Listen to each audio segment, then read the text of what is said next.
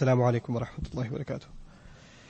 أعوذ بالله من الشيطان الرجيم. بسم الله الرحمن الرحيم. ألم تر كيف فعل ربك بأصحاب الفيل ألم يجعل كيدهم في تضليل وأرسل عليهم طيرا أبابيل ترميهم بحجارة من سجيل فجعلهم كعصف مأكول. رب اشرح لي صدري ويسر لي أمري واحلل عقدة من لساني يفقه قولي. والحمد لله رب العالمين والصلاة والسلام على سيد الأنبياء والمرسلين وعلى آله وصحبه ومن استنى بسنته إلى يوم الدين. اللهم اجعلنا منهم ومن الذين آمنوا وعملوا الصالحات وتواصوا بالحق وتواصوا بالصبر. واللهم ثبتنا عند الموت بلا إله إلا الله أمين يا رب العالمين. ثم أما بعد. Inshallah ta'ala, we're meeting now for the third time to discuss Surat al-FIIL. The first time we did a comprehensive overview of the connections between the surahs, the series of surahs beginning with Surat al-FIIL all the way to the end of the Mus'haf. The next session, which was last week, we talked about a historical background that is important to remember before we get into the contents of Surat al-FIIL itself. And today, inshallah ta'ala, as we discuss the word-by-word analysis and the overview of the surah in light of the insights of scholars of the past, inshallah, when we study their insights, we will see why that analysis is important and why that background plays a central role in developing a good understanding of this remarkable surah. So we begin, inshallah ta'ala, with an interesting comment. This is made by Dr. Fadl Salih As-Sami Al-Ra'i. هي سورة فيها عبرة لكل طاغية متكبر متجبر في كل العصور والأزمان. He says, this surah has a warning and a lesson for every rebellious, arrogant, tyrant that lives in any age, in any time, in any civilization, any nation.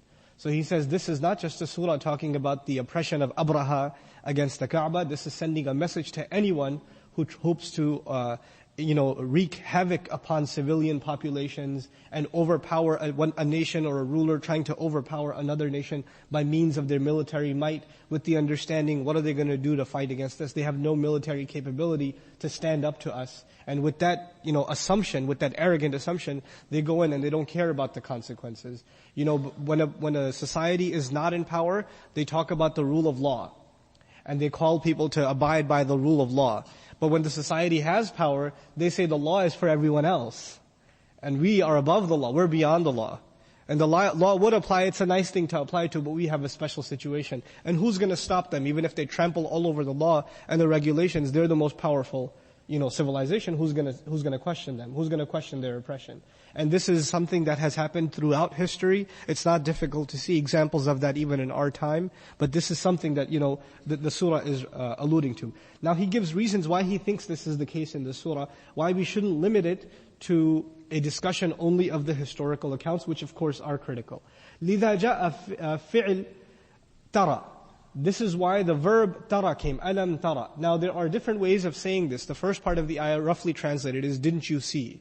That's the first part. Didn't you see? Common translations will read, didn't you see how your Lord dealt with the people of the elephant? This is probably a common translation you've heard before. But he's commenting only on the first phrase, alam tara, and specifically the verb to see. That's been used in the present tense. بِصِيغَةِ الْمُضَارِعِ لِلدَّلَالَةِ عَلَى الْإِسْتِمْرَارِ وَالتَّجَدُّدِ. And the specific use of that, now in English translation it comes out as past tense, right? Alam tara, it comes out as didn't you see? And clearly if you understand English, that's past tense.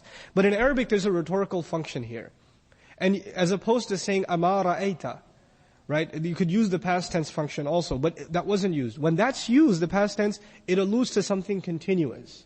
In Arabic rhetoric, in balagha, in linguistics. It refers to something that didn't happen once, that happens over and over again. And this surah, from a linguistics point of view, we'll learn something amazing about this surah. How the change of tenses carry amazing lessons in them. So that use just of the mudari', the present future tense in the Arabic, with the word lam, regardless of the presence of the word lam, indicates that this is not just something to observe and think about for that time, but for all time. Two more benefits. أَلَمْ تَرَ فِيهَا دَلَالَتان لُغْوِيَّتان. In the phrase أَلَمْ تَرَ, there are two further evidences and benefits. فَقَدْ تَكُونُ اسْتِفْهَامٌ عَنِ الرُّؤْيَةِ الْقَلْبِيَّةِ وَالْبَصَرِيَّةِ بِمَعْنَى أَلَمْ تَرَ فُلَانٍ. It could be referring to something you see physically, or something you remember in your heart, or something you can visualize. So didn't you see, it could be taken literally. But didn't you see can also be taken figuratively. And figuratively, even in English, it's the same exact way it's understood in classical Arabic. What that is, didn't you see how people in the past were destroyed? Now, when I say that to you, didn't you see that the nation of Ad and Thamud, etc., were destroyed? I don't claim that you were there watching it happen when I say, didn't you see? But what I mean by that is, didn't you think about it? Didn't you realize? Haven't you thought? Haven't you heard enough of the news already? You understand? So when you use the word seeing sometimes, you don't mean it literally, you mean it figuratively. Even when somebody's explaining something to you, at the end of it you say, I see. And you're on the phone, you don't see anything. Right? And they explain something to you, they say, I see. Right? So you're using the word, but not in a literal sense, but in a figurative sense. Why is that important? Because this alam tara, this question, according to the majority of mufassirun, has been posed to the Messenger of Allah sallallahu alaihi wasallam. So obviously he didn't see the elephant army come. He wasn't there. Actually, he was, according to most accounts, as we mentioned last time, born at least 50 days after the event, in the same year, but at least 50 days after. So clearly he didn't see this event. But he's heard it over and over again, as we will see, or heard about this event over and over again, as we will see in the commentary of the Mufassirun. So, the second rhetorical benefit, أَلَمْ تَرَ كَيْفَ تَكُونُ بِمَعْنَى التَّعْجِيبِ بِمَعْنَى أَلَمْ يَنْتَهِ عِلْمُكَ إِلَى ذَلِكَ. It produces the meaning of creating a shock. Didn't you realize? Haven't you thought about? When somebody talks to you like that, they're trying to evoke emotions in you. And that is what Allah Azza wa Jalla is doing for His Messenger sallallahu alaihi wasallam when He talks to him that way. Now here we have to understand something incredible about the Qur'an's discourse and iltifat. I know this is a lot of heavy terminology, but I'll make it as simple as I can. Iltifat refers to the transitions in the Qur'an. Sometimes Allah is talking to the Messenger sallallahu alaihi wasallam. Other times He's talking to all of humanity. Other times He's talking to disbelievers. Other times He's telling the Prophet what to tell them. Right? He doesn't want to tell them directly, He tells the Prophet to tell them. Qul, tell them. Right? He doesn't tell them directly, He tells His Messenger to tell them. Right? Sallallahu alaihi wasallam. Sometimes He's talking to Ya Ahl al-Kitab. Sometimes Ya Bani Israel. Sometimes Ya Ayyuhal ladhina amanu. You understand? There are different audiences. But now in this surah, who's the audience? The Messenger is being told. The Messenger is being told. But the Qur'an is to be recited. So even though the Messenger is being told, sallallahu alaihi wasallam, who else can hear? The kuffar can. The disbelievers can. And they realize two things as this conversation is happening. One, that Allah is speaking to His Messenger, alayhi salatu wasalam. And two, that He's talking about an event that they themselves saw. Maybe He didn't see, but according to most narrations, a good chunk of the population that was there at the time of the Prophet, alayhi salatu wasalam, especially the elders of Quraysh, they actually remembered the eye account, the physical account of what happened. So when these accounts are being given, two things are being learned. One, the messenger is being talked to while acknowledging that the kuffar can hear what's being said. So these two things are important. Now we look at some commentary by Shawkani rahimahullah. وَهُوَ تَعْجِيبٌ لَهُ صَلَّى اللَّهُ عَلَيْهِ وَسَلَّمْ بِمَا فَعَلَهُ اللَّهِ. And this is to give the messenger in a sense of amazement and wonder in regards to what Allah Himself did with the people of the elephant. As though He is saying, قَدْ عَلِمْتَ يَا Muhammad, you already know Muhammad sallallahu alaihi wasallam, أَوْ عَلِمَ النَّاسَ الْمَوْجُودُونَ فِي عَصْرِكَ, or the people who are present in your time, they also know very, very well. وَمِن بَعْدِهِمْ, and even the people that came after them, بِمَا بَلَغَهُم مِّنَ الْأَخْبَارِ الْمُتَوَاتِرَةِ مِنْ قِصَّةِ أَصْحَابِ الْفِيلِ, because of what came to them from continuous narratives and narrations and people telling the story over and over again of the story of the elephant. Now it's important to know, why would the people know about the story of the elephant? Why would it be so popular? Well, the entire city had to be evacuated. Right? They had to go up in the mountains. And this city was going to be finished.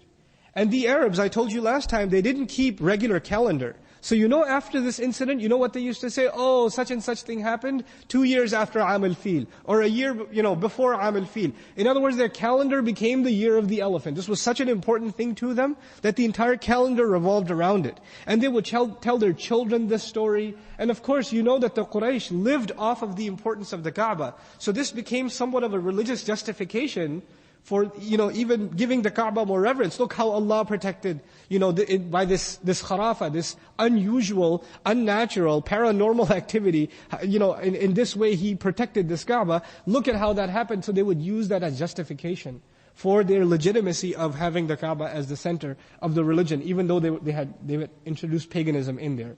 وَمَا فَعَلَ اللَّهُ بِهِمْ فَمَا لَكُمْ لَا تُؤْمِنُونَ. This is the last part of Shawkani's commentary. He said, just in the أَلَمْ تَرَ كَيْفَ, Allah Azza wa Jal, it is as though He's saying, didn't you realize what Allah does to His enemies? So what's wrong with you? Why don't you believe in Him? You're using that to take pride in how Allah protected His house. Then why don't you take that next step towards Iman? Then this Hamza, putting this statement in the form of a question. وَالْهَمْزَةُ لِلتَّقْرِيرِ كَأَنَّهُ قِيلْ قَدْ جَعَلَ كَيْدَهُمْ فِي تَضْلِيلٍ أو قَدْ فَعَلَ رَبُّكَ بِأَصْحَابِ الْفِيلِ. So this, putting it in the form of a question. Didn't you see how your master, how your Lord dealt with the people of the elephant? When it's put in the form of a question, what's the purpose of that? Is to give emphasis to it. And I don't want to just use the word emphasis, casually, because there are so many things in Arabic for emphasis. So I want to be careful and precise. What this does is it evokes the conscience of someone who's been done a favor.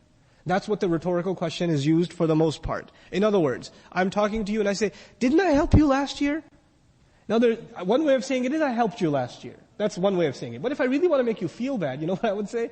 Didn't I help you last year? You know what that suggests to the listener? It seems as though you have forgotten what I did for you last year. So I'm going to put it in the form of a question, because from your attitude it seems that you've forgotten. Right? So I'm going to put it in the form of a question. And that's what Allah Azza wa Jalla does. أَلَمْ تَرَ كَيْفَ فَعَلَ رَبُّكَ بِأَصْحَابِ الْفِيلِ. Now again, we have to understand, this question is directed at two parties. One party is the messenger himself, sallallahu alaihi wasallam. So we have to understand why Allah would ask His messenger this question. The other is, indirectly, this question is being posed to the kuffar. Now the fact that the question is being posed to the kuffar is easy to understand. They clearly haven't appreciated this favor that Allah had done them, because they're still openly committing the crime of shirk. And they've polluted the house of Allah with idols. But how do we understand this question being posed to the messenger, sallallahu alaihi wasallam? Because again, it's done to evoke a memory. Well, you see, the purpose of that is, do you realize how Allah comes to the help of His house? And you don't realize that He is your master, He will come to your help also. In other words, the messenger is being given a guarantee of the help and victory from Allah through whatever means it takes. Be it, there may not be any means in front of the messenger. This is a Makki surah, so he has no political power. He has no massive armies. He has no room to negotiate. People laugh at him and spit at him, and, people ridicule the people that follow him. So from a social and political point of view, he has no clout. Well, actually add to that, even from an economic point of view, he's not in a very good position. But Allah is saying, even though the Meccans were not in a very good position, Allah Azza wa Jal protected that house, and He is the same master you have. So this, by extension, the messenger is being, he's being given consolation by Allah subhanahu wa ta'ala. فَلَمَّا بَلَغَ قَرِيبًا مِّن مَكَّةَ. Now we're going a little bit into the historical account. We'll go back and forth, inshallah. When Abraha reached near Mecca, خَرَجَ إِلَيْهِ عَبْدُ الْمُطَّلِبِ. Then Abdul Muttalib came to him, وَعَرَضَ عَلَيْهِ ثُلُثَ أَمْوَالِ تَهَامَةَ لِيَرْجِعَ فَأَبَى. He offered him the land of Tahama. We talked about the plains of Tahama last time, if you recall. Abdul Muttalib, the grandfather of the Prophet ﷺ, tried to negotiate with him sort of a peaceful settlement. And he said, I'll give you a third of the revenues, of the assets, from the treasury of the plains of Tahama. We'll give you that. We're willing to give you all of that.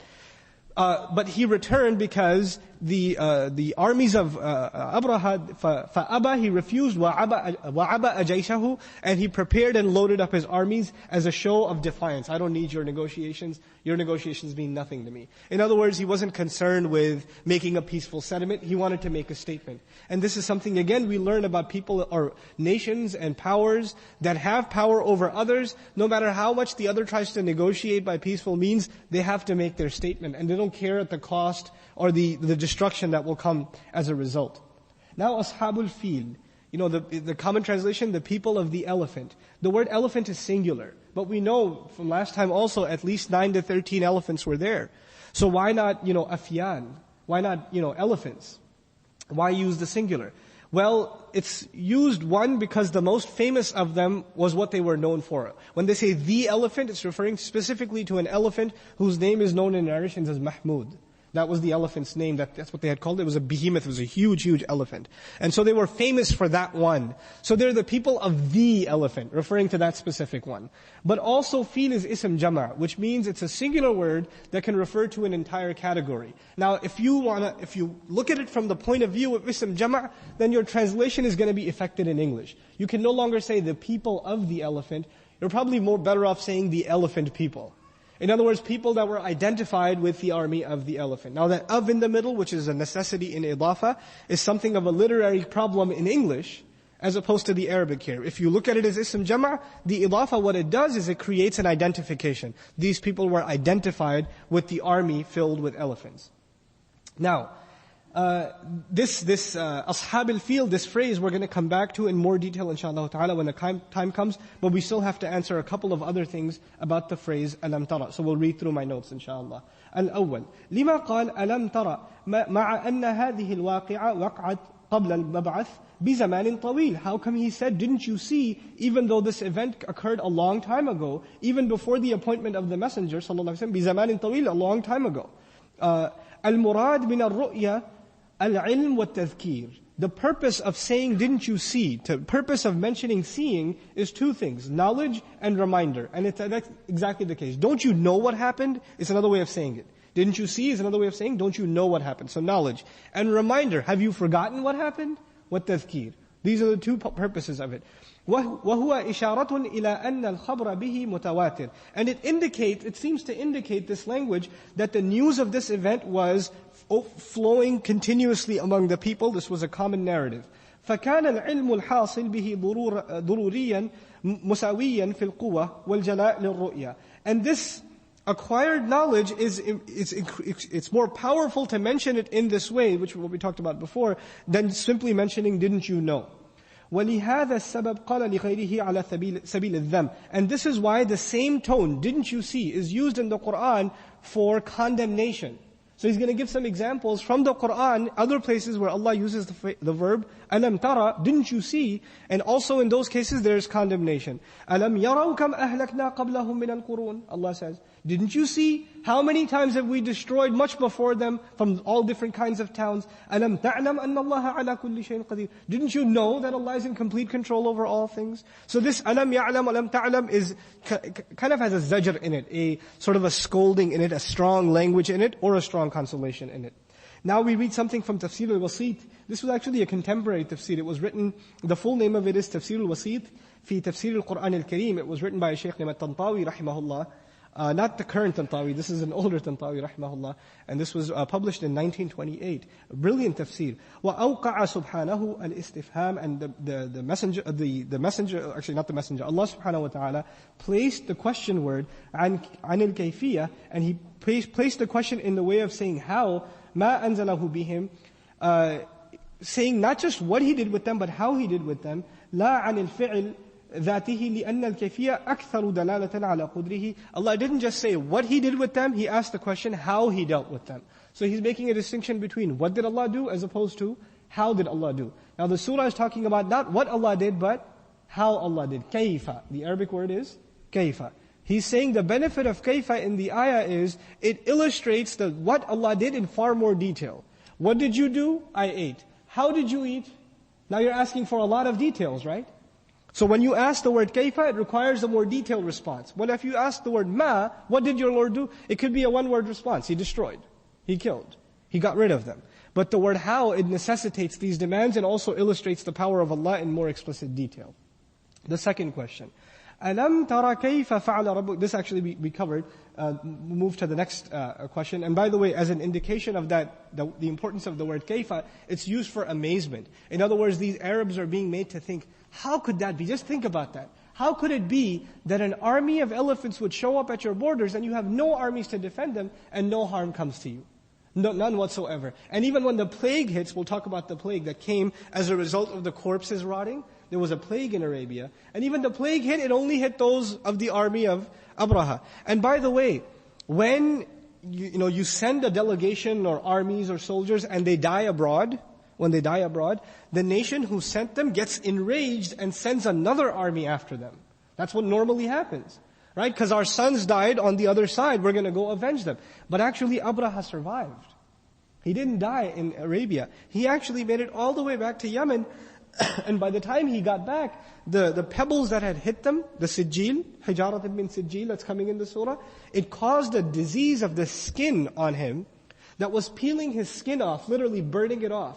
So the Yemeni people saw this mutilated form of Abraha, which terrified them of the idea of ever going back to Mecca again, because they said, even if we can kill those people, we're going to get disease and get killed like this guy. So it was an amazing plan from Allah subhanahu wa ta'ala. The very thing that would have enraged the Yemeni empire even more was a means by which they were completely deterred forever.